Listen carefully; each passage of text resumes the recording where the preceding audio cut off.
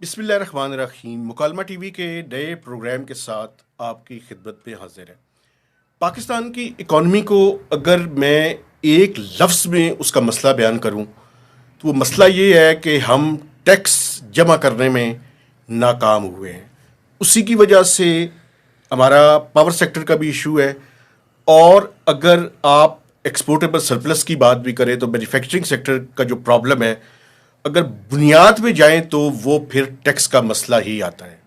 तो आज हमने गुजारिश की है डॉक्टर इकबाल साहब से, जो कि फॉर्मर मेंबर हैं एफबीआर के, और अपना जो आखिरी टेन्योर का इनका टाइम था उसमें फेडरल पब्लिक सर्विस कमीशन के ये सेक्रेटरी भी रहे हैं, कि डॉक्टर साहब हमारे पास आएँ और हम कोशिश करें कि जो पाकिस्तान का जो टैक्स का मसला है उसको समझने की कोशिश करें।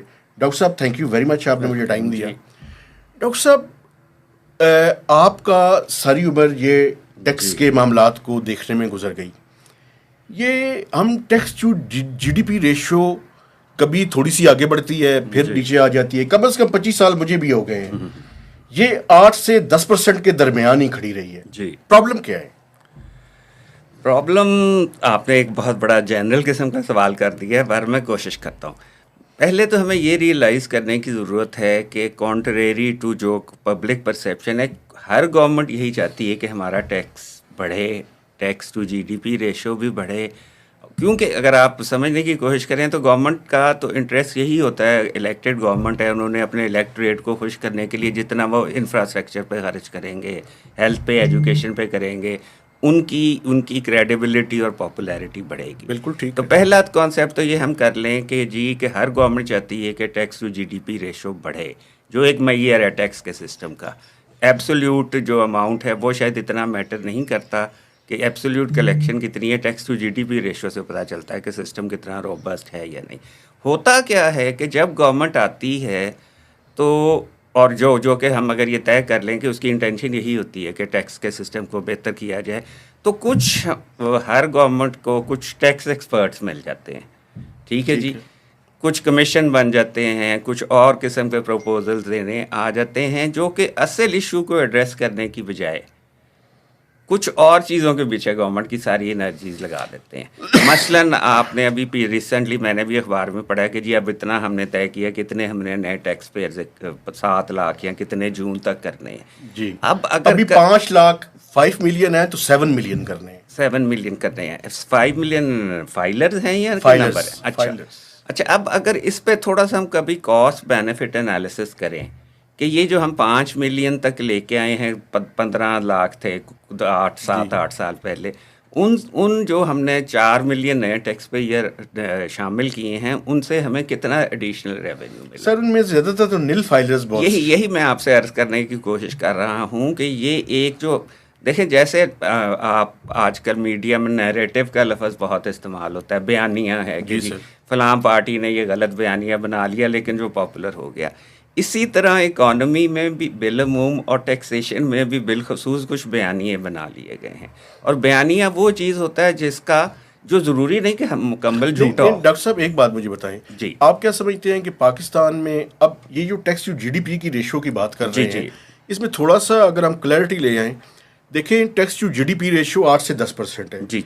अब जो एक्सपेंडिचर्स टू जीडीपी रेशियो है वो 22% है। जी, यही गैप है जी, और इस गैप को, यानी हमारी आमदन कम है जी, इखराजात ज्यादा है। बिल्कुल सही। आपके ख्याल में क्या इखराजात की तरफ ज्यादा काम करने की जरूरत है, या टैक्स का कल्चर ही नहीं है पाकिस्तान में? देखिए, प्रॉब्लम ये है कि अखराजात में फ्लेक्सिबिलिटी है या नहीं। आपने अब देखें, अब तकरीबन जितना एफबीआर इकट्ठा करता है रेवेन्यू, और जितना फेडरेशन को उसमें से हिस्सा मिलता है, प्रोविंसेस का हिस्सा निकाल के, उससे ज़्यादा हमारा डेट सर्विसिंग का खर्चा। बिल्कुल। अब वो फ्लेक्सिबल नहीं है, हम डिफ़ॉल्ट तो नहीं कर सकते ना। तो शॉर्ट टर्म में अखराजात को कम करने की बहुत ज़्यादा ज़रूरत है, और अगर उस पर आप डिस्कस करना चाहें तो वो हम आइडेंटिफाई भी कर सकते हैं कि क्या क्या खर्चे कम किए जा सकते हैं। लेकिन सर, हम आप तो देखिए ना, टैक्स पे आपका चूंकि ज़्यादा काम है जी, टैक्स कमी में कम हम जमा करते हैं जी। लॉ का मसला है, कल्चर का मसला है, या पाकिस्तान के अमीर लोग टैक्स नहीं देना चाहते? देखिए, टैक्स पूरी दुनिया में कोई भी नहीं देना चाहता। बिल्कुल आपकी जेब से पैसे निकल रहे हैं ना, जिनके हम भी बदले सैलरी में, क्लास है, कट के मिल जाती जिनके है तो बदले हम में बिल्कुल बाहर ठीक है। आपको कोई फॉरेन चीज़ नहीं मिलती। मसलन आप मोटरवे पे जाते हैं, वहाँ आप एक टोल देते हैं, उसके बदले में आप उसको इस्तेमाल करते हैं। ठीक है। बिजली का बिल देते हैं, उसके बदले में आपका घर रोशन रहता है, आप बिजली इस्तेमाल करते हैं। टैक्स बाहर ये लगता है कि इसके बदले में हमें कुछ नहीं मिल रहा, उस तरह की ये फ़ी नहीं है या कॉस्ट नहीं है किसी चीज़ के, इसके जनरल किस्म के बेनिफिट्स होते हैं। वो अव्वल पहली बात तो यही आ गई कि दुनिया में कोई भी टैक्स देना नहीं चाहता। टैक्स लेना पड़ता है, टैक्स गवर्नमेंट को लेना पड़ता है, और आहिस्ता आहिस्ता जब आप एक अच्छा टैक्स का सिस्टम बना लेते हैं तो लोगों के नेचर में ये हो जाता है। जो हम कहते हैं ना कि तरक्की याफ्ता लोग खुशी से टैक्स दे देते हैं, उनकी ट्रेनिंग इस तरह हुई है, इनकी इंडोक्ट्रिनेशन इस तरह हुई है, उन्होंने रिजल्ट्स देखे हैं कि जो हम टैक्स देते हैं उसके बदले में हमें क्या बेनिफिट मिलता है। लेकिन आप ये नहीं समझते कि पाकिस्तान में एक तो लोगों के अंदर प्रॉब्लम है, एफबीआर के अपने अंदर भी प्रॉब्लम है। सबसे बड़ा प्रॉब्लम एफबीआर के अंदर ही है। वो क्या है और सर? एफबीआर के अंदर भी आप कह लें और पूरी टैक्स पॉलिसी की भी बात कर लें, मैं आपसे यही अर्ज शुरू में करने की कोशिश कर रहा था कि जब हम गलत प्रायोरिटीज़ बना लेंगे ना, हमने टैक्स टू जीडीपी रेशो बढ़ाना है, हमने नंबर ऑफ टैक्स पेयर बढ़ाएं, तब अगर ये कंट्रीब्यूट कर रहा हो टैक्स टू जीडीपी रेशो में। बिल्कुल ठीक है। इसमें देखें, ये जो मैं आप बात आपसे कर रहा हूँ, ये बज़ाहिर पाकिस्तान के कॉन्टेक्स्ट में आपको अजीब लगेगी या मुख्तलिफ लगेगी, जो एक डोमिनेंट नैरेटिव है, लेकिन दुनिया में इस पर काम हुआ है। एक international centre for tax and development है, उन्होंने जुलाई में एक रिपोर्ट शाया की है जो 8 रिसर्चर्स ने मिलकर काम किया है, और उसका टाइटल है by mass tax registration fails. ठीक है सर। वो ये कह रहे हैं कि जिस तरह हम लठ लेके पड़ जाते हैं ना कि जी हमने इतने टैक्स पेयर बढ़ा लेने हैं, ठीक है। अव्वल तो वो कामयाब नहीं होता, और दूसरा वो काउंटर प्रोडक्टिव नहीं होता है। काउंटर प्रोडक्टिव इस तरह होता है कि आप छोटे टैक्स पेयर शामिल कर लेते हैं, पहले आप खर्चा बेतहाशा करते हैं, एडमिनिस्ट्रेशन कॉस्ट आप भी करते हैं, और उस जिसने कंप्लायंस करनी है उस पर भी पड़ती है, और उसका बेनिफिट कुछ नहीं होता। ख़ास तौर पे पाकिस्तान के कॉन्टेक्स्ट में जब हम विद होल्डिंग टैक्सेस इतने ज़्यादा ले लेते हैं, तो आप जितने टैक्स पेयर बढ़ाएंगे आप अल्टीमेटली उनको रिफंड दे के फारग करेंगे, क्योंकि उनका टैक्स पाकिस्तान में तो सर रिफंड भी कहाँ मिलता है ना, ये ना मिलना अलग बात है, लेकिन वो लीगली उनका बनेगा, क्योंकि आप मोबाइल पे भी, बिजली पे भी, आप गाड़ी पे भी, हर जगह तो विद होल्डिंग करवा रहे हैं। अच्छा सर, अगर हम एडमिनिस्ट्रेशन की बात एक सेकंड मुझे ठहरिएगा, तो मैं सिर्फ ये आपको बताने की, एक और बहुत बड़ा नारा आता है कि जी के टैक्स जो एग्जेम्पशंस हैं उनको खत्म कर दें, पता नहीं 3 ट्रिलियन की, लेकिन कभी किसी ने उस पर गौर नहीं किया कि उनकी कॉम्पोजिशन क्या है। 600 बिलियन का जो कॉस्ट ऑफ एग्जेम्पशन है वो पेट्रोलियम पे हमने सेल्स टैक्स नहीं लगाया हुआ। अब क्या हम चाहते हैं कि पेट्रोलियम पे सेल्स टैक्स लग जाए, पहले पीडीएल भी ले रहे हैं ऊपर से पेट्रोलियम, और उसको महंगा कर दें।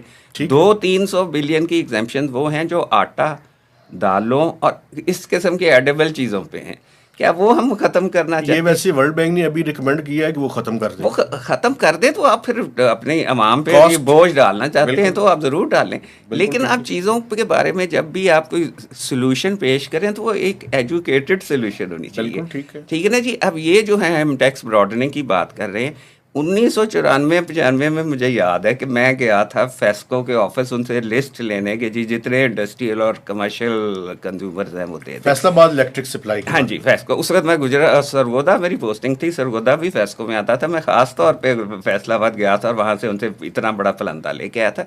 यानी ये काम हम 1994-95 से कम अज़ कम कर रहे हैं, उससे पहले भी शायद कर रहे हो। उसका नतीजा क्या निकला? उसका क्या, हमारा टैक्स टू जीडीपी रेशो बढ़ गया। हमारा प्रॉब्लम ये है कि हम दायरों में सफ़र कर रहे हैं, दायरों में वही चीज़ जो कुछ 5 साल पहले ट्राई करके फेल हम कर चुके होते हैं, फिर अचानक एक कुछ रिजल्ट आते हैं और वो दोबारा बड़ी खतरनाक बात आप कर रहे हैं, चूंकि अभी 145 जो डिपार्टमेंट्स हैं उनका डेटा इंटीग्रेशन की बात हो रही है जी। अब प्रॉब्लम ये है जी, मैं आपको देखिए डेटा को कन्वर्ट करना टैक्सेबिलिटी इज अ चैलेंज। बिल्कुल आपने सही फरमाया। डेटा ऑलरेडी अगर आप एफबीआर पे कभी गौर करें तो बेतहाशा है। ये वो ज़माना नहीं रह गया आज से 30-40 साल पहले वाला का कि जब इन्फॉर्मेशन नहीं मिलती थी। ऑलरेडी एफबीआर के पास बेतहाशा इन्फॉर्मेशन है, लोकल भी और इंटरनेशनल भी। हम इंटरनेशनल पे भी बात कर लेंगे, लेकिन उस इंफॉर्मेशन को देखें, जो जब टैक्स लगाया जाता है वो एक लीगल और जुडिशियल इंस्ट्रूमेंट के ज़रिए, एक ऑर्डर के ज़रिए लगाया जाता है। जैसे हम देखते हैं कि उसमें कुछ छोटी मोटी भी टेक्निकल खराबी होगी तो वो आपका ऑर्डर ख़त्म हो जाएगा, वो ज़ीरो हो जाएगा सारा एफर्ट। तो जब तक हम अपनी कैपेबिलिटी ये नहीं पैदा कर लेते एफबीआर में कि जो हमारे पास इंफॉर्मेशन या डेटा मौजूद है उसे इस्तेमाल कैसे करना है, एक जुडिशल ऑर्डर की सूरत में कैसे इस्तेमाल करना है, उस वक्त तक फर्दर डेटा लेने का कोई फ़ायदा नहीं। आप जो है वो उस डेटा को लेंगे, उसको वो मिस यूज़ भी हो जाता है और बेतहाशा ज़ाया हो जाता है, क्योंकि जो हमारे ऑफिसर उनके पास टाइम नहीं होता या उनको उस तरह से सिखाया नहीं जाता कि किस तरह से आप एक ऐसा ऑर्डर करेंगे जो अपील प्रूफ होगा, जो वाटर टाइट होगा, जिसको कोई छेड़ नहीं सकता। जब टैक्स पेयर को भी ये नज़र आएगा कि ये मेरे साथ ऐसा हो रहा है जो मैं किसी अपील में जाके नहीं बचूंगा, सुप्रीम कोर्ट तक चला जाऊँ, तो वो खुशी खुशी टैक्स दे देगा। लेकिन जब उसे पता हो उसके पास वकील हों बड़े अच्छे अच्छे जो उसे ये तसल्ली दें कि भाई कर लेने दो, महकमा जो भी तुम्हें टैक्स लगाता है ना लगा लेने दो, हम इसे अपील में 5 मिनट में ख़त्म करवा देंगे। जब तक ये कैपेबिलिटी, आप ये जो सॉफ्ट पावर है ना, हमारी सारी रिफॉर्म्स का, सारी जो बाहर से डोनर से पैसे आते हैं हम हार्ड चीज़ों पे लगा देते हैं, हम गाड़ियाँ लगा लेते हैं, खरीद लेते हैं, हम कंप्यूटर सिस्टम लगा लेते हैं बड़े हाई पार, लेकिन जो सॉफ्ट कंपोनेंट है ना टैक्स एडमिनिस्ट्रेशन का, उस पर तवज्जो नहीं दी जाती। वो सबसे बड़ा प्रॉब्लम है। आपने बिल्कुल सही फरमाया। अच्छा, आप हमारे साथ ही रहिएगा, एक वक्फा लेते हैं, वक्फे के बाद दोबारा आपकी खिदमत में हाजिर होंगे।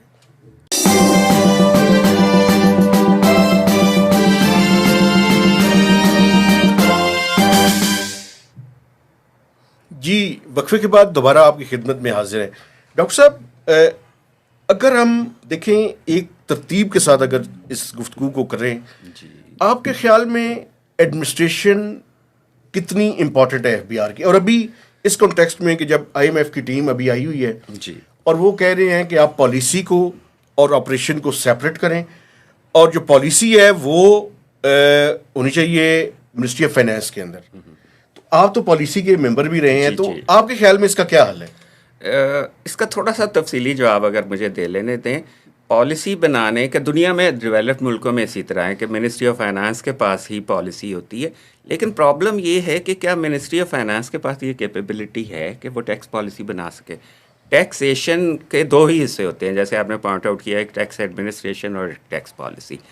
अगर ये कैपेबिलिटी फाइनेंस में पैदा की जा सकती है, उसका तरीका यही होगा कि एफबीआर के लोग वहाँ जाके सर्व करेंगे। ठीक है ना जी? क्योंकि हमारा सबसे बड़ा प्रॉब्लम जो है ना, वो एक इंटेलेक्चुअल प्रॉब्लम भी है सारी चीज़ों के साथ, कि हमारे पास टैक्स के बारे में लिखने वाले, बात करने वाले लोग नहीं हैं। इकोनॉमिस्ट का ये काम होता है। इकोनॉमिस्ट का प्रॉब्लम ये होता है कि वो डेटे के बगैर नहीं चल सकता। डेटा हमारा कॉन्फिडेंशियल होता है, वो डेटा एफबीआर किसी से शेयर नहीं करता। इकोनॉमिस्ट उस पर क्या काम कर सकता है? फिर हमारे पास कुछ टैक्स एक्सपर्ट्स आ जाते हैं, आप भी ज़रूर उनसे मिलते होंगे। वो टैक्स एक्सपर्ट्स होते हैं टैक्स पेयर्स के रिप्रेजेंटेटिव।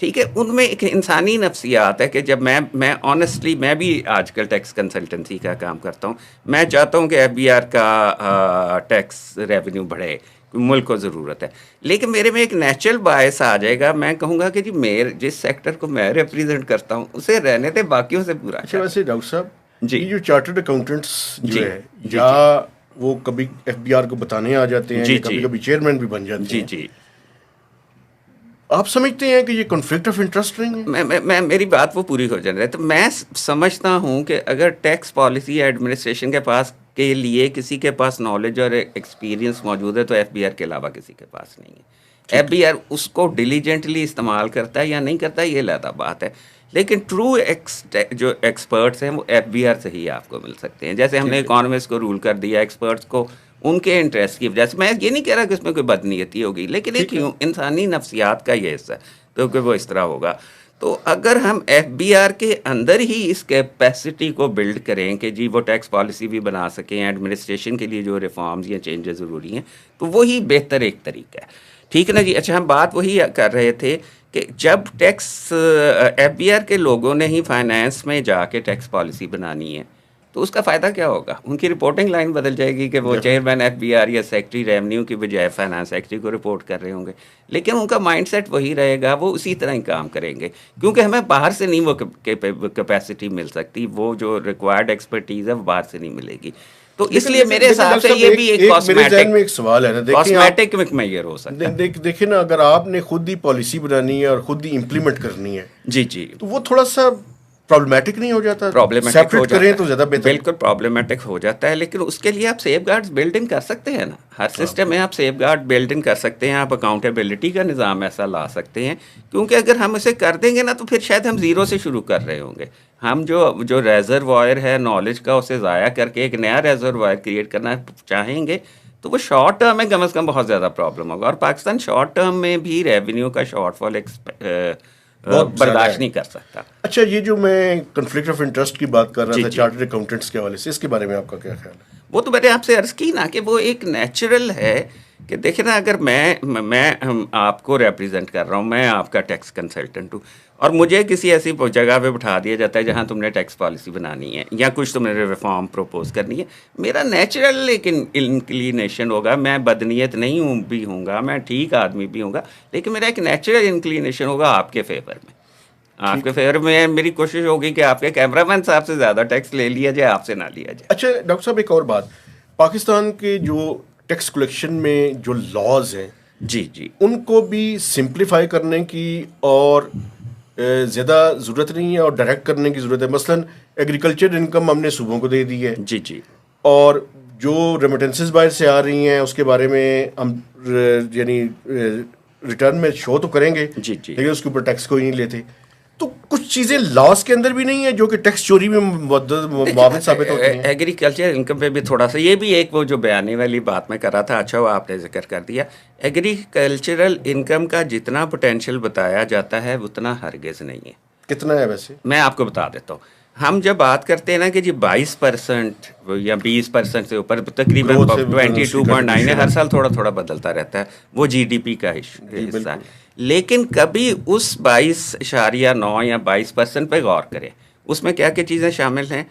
उसमें 62.8% शेयर है लाइफ स्टॉक का। लाइफ स्टॉक को कोई एग्जेम्पशन नहीं है।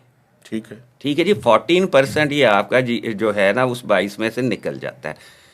पोल्ट्री उसमें शामिल है, उसको कोई एग्जेम्पशन चाहे नहीं। सर ₹1 का पोटेंशियल है, नहीं, लेना मैं तो आपसे चाहिए ना। मैं आपसे अर्ज कर देता हूँ ना कि पहले हम रियलिस्टिक देख लें कि बनता क्या है। पोल्ट्री को निकाल दें, इवन कॉटन जिनिंग जो कि एक इंडस्ट्री है, ठीक है। सारी दुनिया से इंडस्ट्री से मिलती है, लेकिन वो इकोनॉमिक सर्वे के मुताबिक एग्रीकल्चर में शामिल ठीक है। है। तो अगर आप इसको वो उसे कर लें डिस्टिल, तो 6.7% तकरीबन बचता है, जो कि प्योर एग्रीकल्चर, जो इनकम टैक्स लॉ के मुताबिक एग्रीकल्चरल ठीक है। इनकम बनता है। उसमें से आप सबसिस्टेंस फार्मिंग निकाल दें, मेरा ख्याल है 50-60% लोग जी जो हैं बिल्कुल। जो अपनी ज़िंदगी गुजारते हैं उस ठीक एग्रीकल्चर है, से, एग्री। उनसे आपने कौन सा टैक्स ले लेना है। फिर कुछ तकरीबन कोई 20-25 लैंड होल्डिंग बचेगी जो कि बड़े बड़े बड़े लैंड लॉर्ड्स के पास है। उनसे आप बहुत जोर लगा लेंगे ना, आप 50 बिलियन से ज़्यादा साल में टैक्स नहीं ले सकते सर सारे पाकिस्तान का। सर मैं कहता हूँ मेरी ₹1 जमा बात- करें, असूली मैं- तौर पे लेना जी, चाहिए ना। असूली तौर पे लेना चाहिए। बिल्कुल। एक्विटी के पॉइंट ऑफ व्यू से और फेयरनेस के पॉइंट ऑफ व्यू से ज़रूरी है कि उनसे टैक्स लिया जाए। ठीक है सर। लेकिन एग्रीकल्चरल इनकम को वहाँ जाके असेस करने के लिए अब कॉस्ट पता नहीं कितनी पड़ जाएगी। हम इस वक्त देखें ना, अगर हम प्रायोरिटी कर लें कि हमें इस वक्त फौरी मसला है हमारे पास रिसोर्सेज का, ठीक है। हमें रिसोर्सेज ये जो होती है ना, ये बारीकियां होती हैं, ये वो जो पॉलिशें होती हैं, आप पहले बिल्डिंग एक सस्टेनेबल खड़ी करें, उस पर बाद में बेशक आप सब्ज रंग कर लें, नीला रंग कर लें, ये जो है ना खूबसूरतियां होती रहेंगी। आपके ख्याल में क्या हल है? हल हमारा सबसे पहले तो ये है कि जो हम फ्रिंज एक्टिविटीज़ पे एनर्जीज और रिसोर्सेज ज़ाया कर रहे हैं ना, उनको कर्टेल कर लें। टैक्स हर बंदे को देना चाहिए, हर बंदे को टैक्स रिटर्न फाइल करना चाहिए। लेकिन अगर हम ये कहेंगे कि ये हमारे सारे ये वो आबे हयात है जो हमारे सारे मसलों को हल कर देगा, तो ये नहीं करेगा। जैसे मैंने पहले जिक्र किया कि हो सकता है उनको हम रिफंड दे के तो सलाम करके आपके पार ख्याल करें। में बेनामी कितना बड़ा इशू है सर?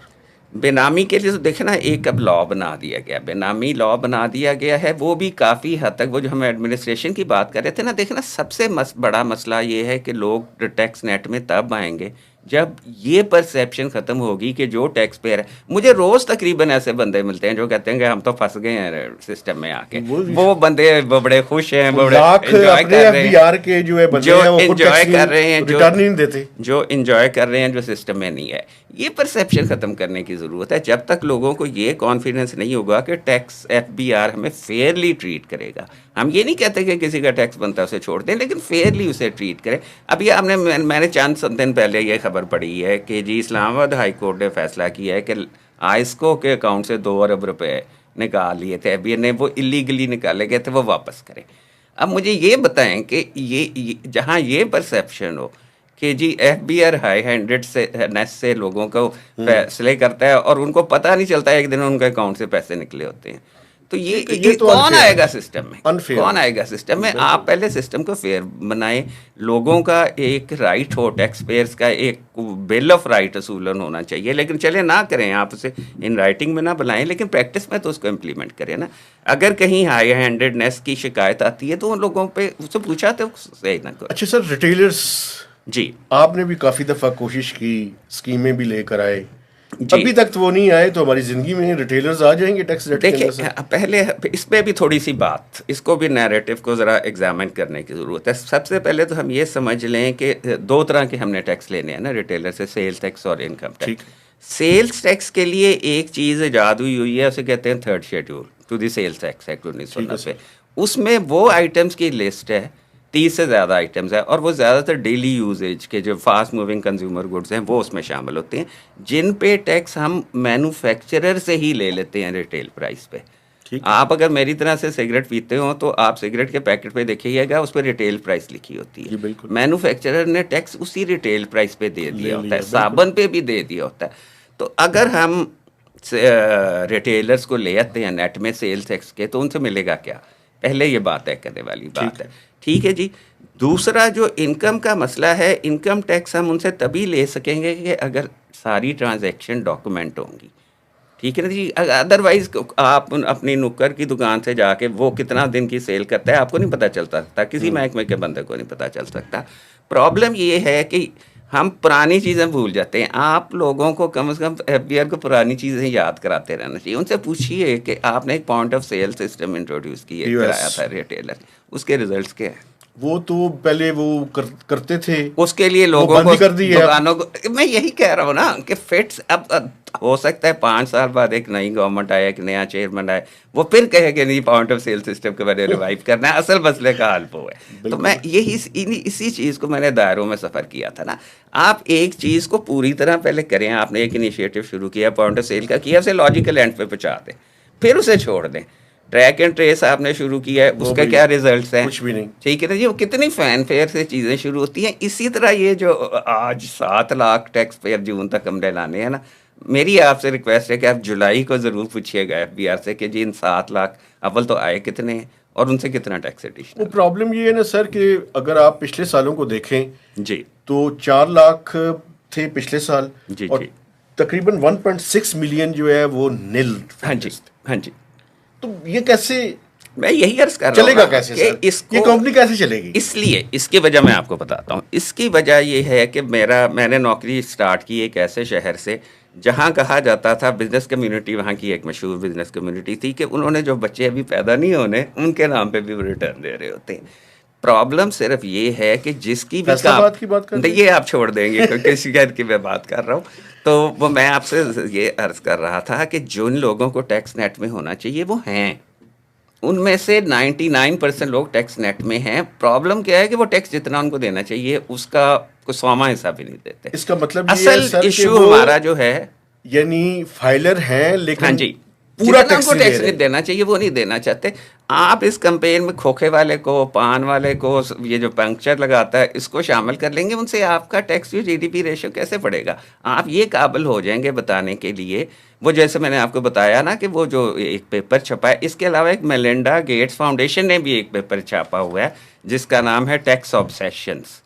द एक्सपीरियंस ऑफ सब सहारन अफ्रीकन कंट्रीज। अब हम भी तकरीबन सब सहारन अफ्रीकन कंट्रीज उनके के साथ लेवल पे मिल आ गए गए, हम। मिल चुके हैं। एक जब हम छोटे होते थे तो हम ऐसे देखते थे कि पता नहीं वो लोग बेचारे कैसे जिंदा रहते होंगे, लेकिन हम भी अब तकरीबन उसी स्टेज पे उसी आ गए। स्टेज के ऊपर तो हैं। जो चीज़ें हो चुकी हुई हैं और जिनसे दुनिया ने कोई नतीजे निकाल लिए, वो नतीजे हम क्यों दोबारा से व्हील को री इन्वेंट करना चाहते हैं?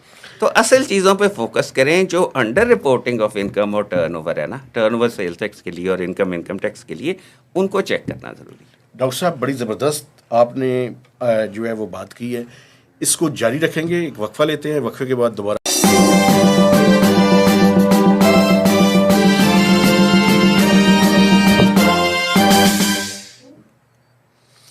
जी, वक्फे के बाद दोबारा आपकी खिदमत में हाजिर हैं। डॉक्टर साहब, बड़ी हीटेड किस्म की आपने आखिर में, क्या ये बात ठीक है फिर कि 1% जो पाकिस्तान की पॉपुलेशन है उसके पास जो रिसोर्सेज हैं वो सबसे ज़्यादा हैं, जी और वो अपने रिसोर्सेज के मुताबिक जितना टैक्स उन्हें देना चाहिए उतना नहीं दे रहे? जी, बिल्कुल बिल्कुल यही बात है और यही हमारे टैक्स सिस्टम का मसला है। मसला ये है हमारा कैपिटलिज्म का या न्यू लिबरलिज्म का। वो जो जो न्यू लिबरलिज्म की या कैपिटलिज्म का आइडिया है, वो सिर्फ यही है कि अमीरों को और ज़्यादा अमीर बनाया जाए, और यही यही रिफ्लेक्ट हमारे टैक्स सिस्टम में भी होता है।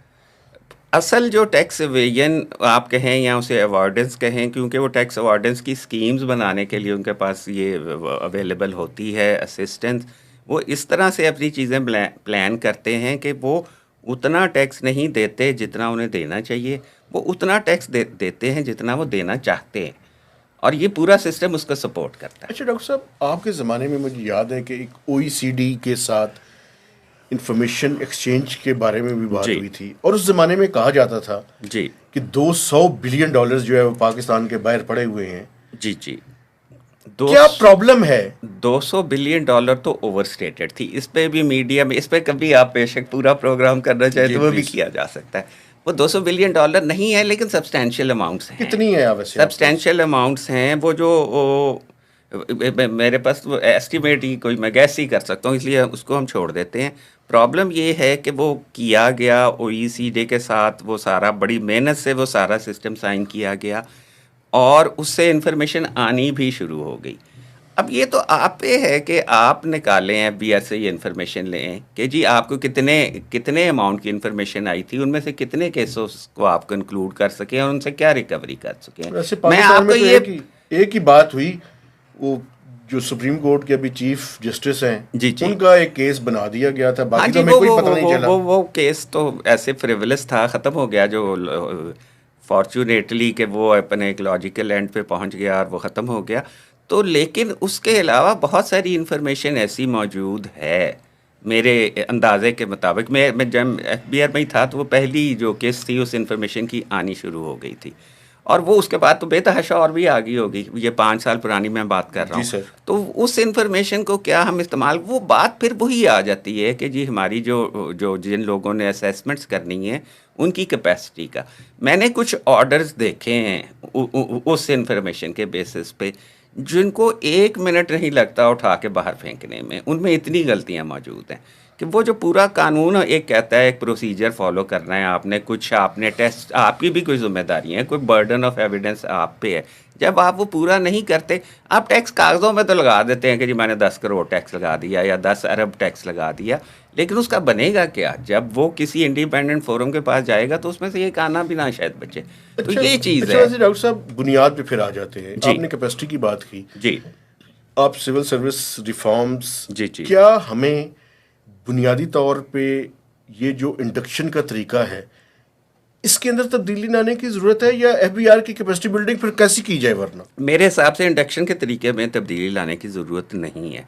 इंडक्शन का तो मकसद ही यही है कि जी बेहतरीन जो लोग अवेलेबल हैं, वो आ जिनमें जाए। एनालिटिकल स्किल्स हों। हमारे ज़माने में तो इम्तहान यही होता था कि वो पढ़ने से ज़्यादा या चीज़ें याद करने से ज़्यादा आपको एनालाइज करने की सलाहियत होनी चाहिए, एक्सप्रेस करने की सलाहियत होनी चाहिए।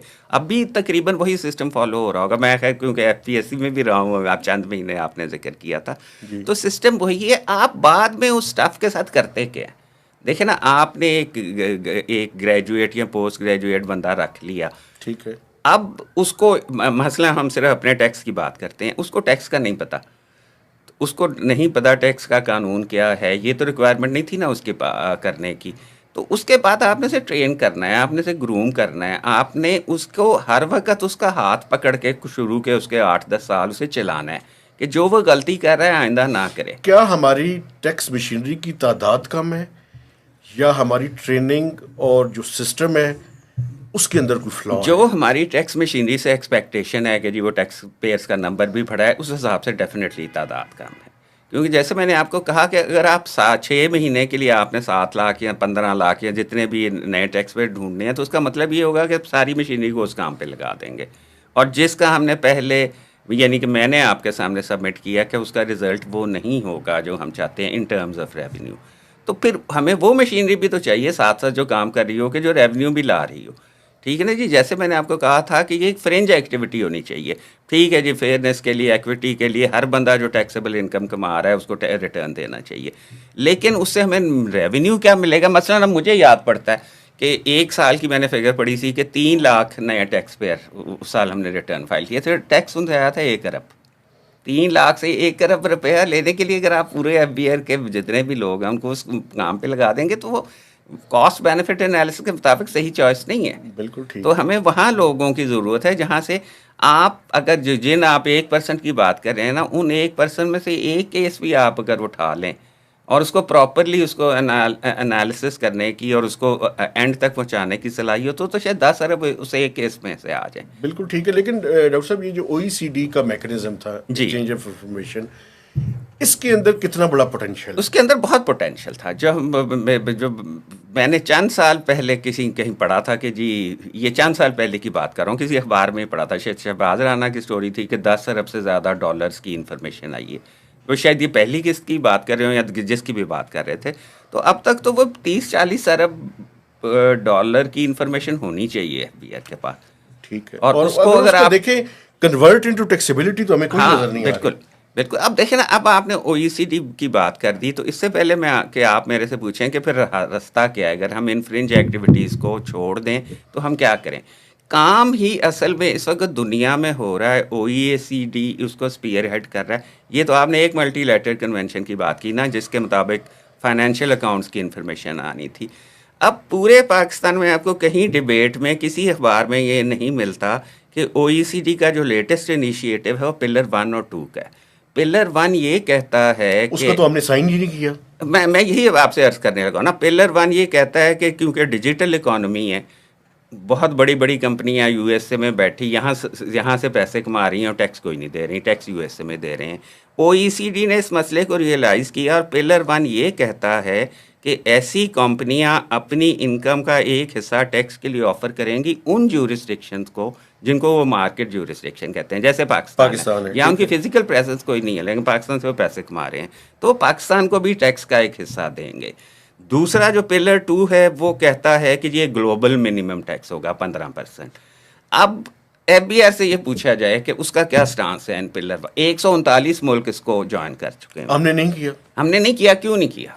ये हो पीटीआई के सकता है, जमाने में नहीं किया हो था सकता है मैंने। उसकी बड़ी कोई सॉलिड वजूहत हो, लेकिन वो मीडिया में कहीं डिबेट में तो आना चाहिए ना कि एफबीआर, आप आज एफबीआर के स्पोक्स पर्सन को फोन करके पूछें कि जी पिलर 1 और 2 क्या है उसे और पता क्यों ही नहीं नहीं हमने होगा। साइन मैं किया। आपको बताऊं, मैंने स्टोरी की थी सर, जी जब ये साइन हुआ था। जी जी इशफाक साहब उस टाइम थे चेयरमैन, जी उन्होंने जी। कहा जी हमें जरूरत ही नहीं है इस पर साइन करने की। हो सकता है ना हो, लेकिन उसके बारे में कोई स्टडी तो हुई हो ना, किसी ने, किसी informed decision एकेडमिशियन ने उसको स्टडी किया और किसी इकोनॉमिस्ट ने स्टडी किया। और उस पहला सवाल तो खैर सादा कॉमन सेंस की बात है कि जो जिन 139 मुल्कों ने किया वो पागल है, डेफिनेटली वो अहमक हैं कि जी वो अपना नुकसान करवाना चाहते हैं।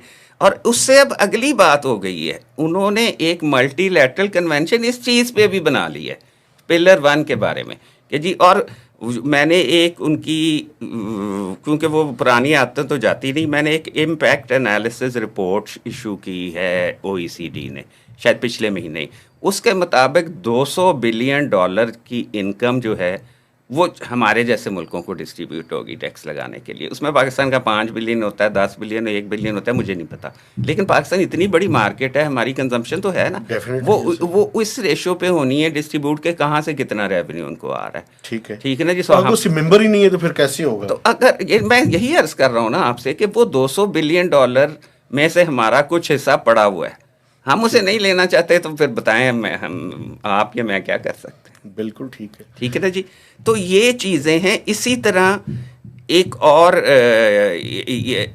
अच्छा, और अगली बात भी मैं आपको बताता चलूँ कि इस पे यूएनओ ने भी छलांग लगा दी है। यूएन के सेक्रेटरी जनरल ने एक रिपोर्ट इशू की है इस पे कि जी ओईसीडी का जो मैकेनिज़्म है वो डेवलपिंग कंट्रीज़ को इतना फेवरेबल नहीं है, इससे ज़्यादा फेवरेबल होना चाहिए, और वो उस पर अपना एफर्ट करना चाह रहे हैं। इस वक्त ज़रूरत ये है कि ओईसीडी का हेडक्वार्टर है पेरिस में।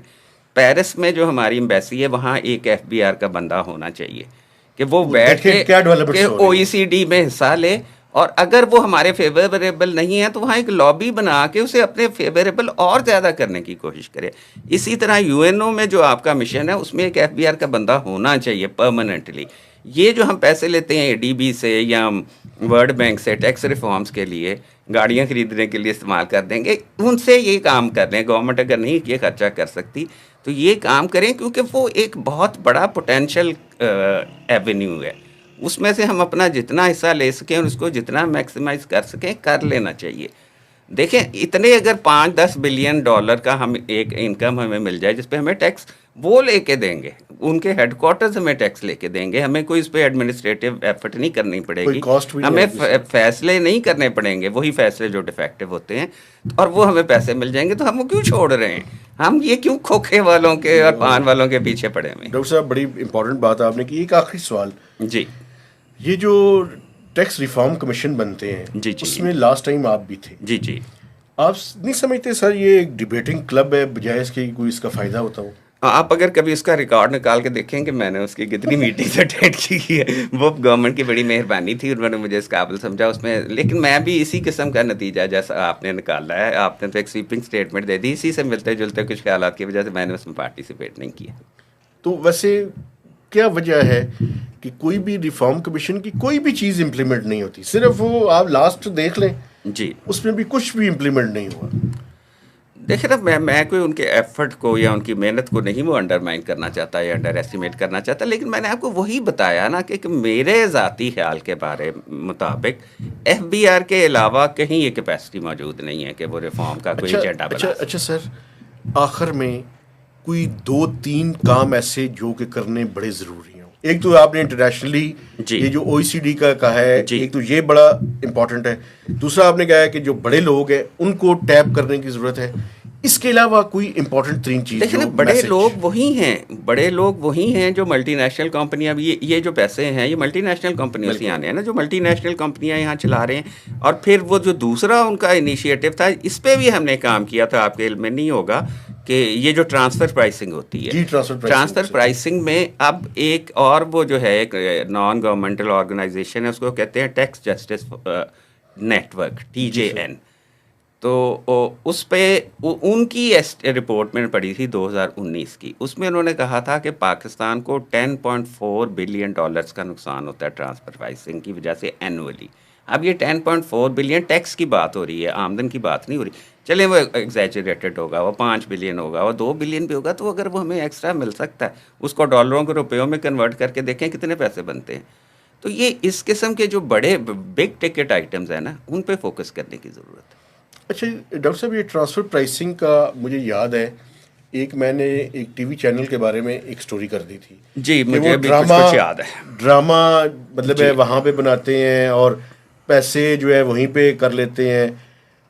तो ये कितना एक वैसे आपकी नज़र में कितना एक बड़ा पोटेंशियल है? ये मैंने आपको बता दिया ना, मैंने तो आपको एक इंडिपेंडेंट जो सोर्स है वो कर दिया। और ये 2019 की बात कर रहा हूँ, अब वो शायद ज़्यादा हो गया हो या कम हो गया, उनकी लेटेस्ट रिपोर्ट तो मेरी नज़र से नहीं गुजरी, लेकिन इसमें सब्सटैंशियल है।